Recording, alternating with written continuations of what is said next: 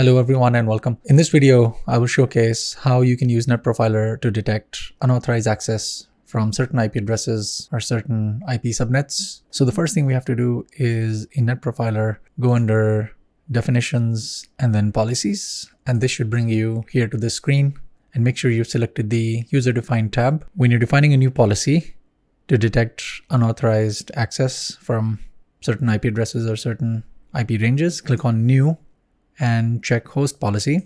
And in this case, I'm going to give that name to my policy and give it a description as well. We're going to leave everything else as default. We're going to expand the host groups, and I already have a definition of subnets that I'm going to use for this. And then I'd like to particularly check if my US-based desktops are seeing any activity from those set of subnets. So I'm going to pick my virtual desktops US.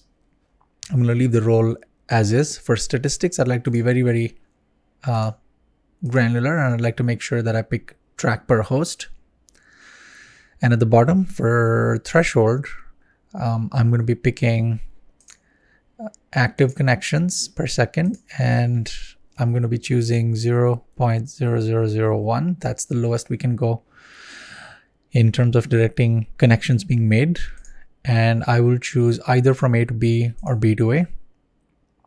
And in this case, I can choose the severity level. I'm going to make it the max severity.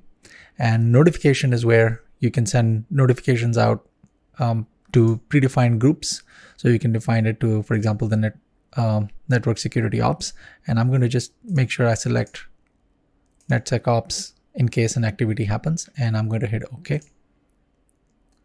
And that's it. Now we've defined a security policy that will be triggered in case even a single connection is being made over a minute by those unsecure IPs to my highly secure desktops, or even if it's the other way around. So thank you for watching. Bye-bye.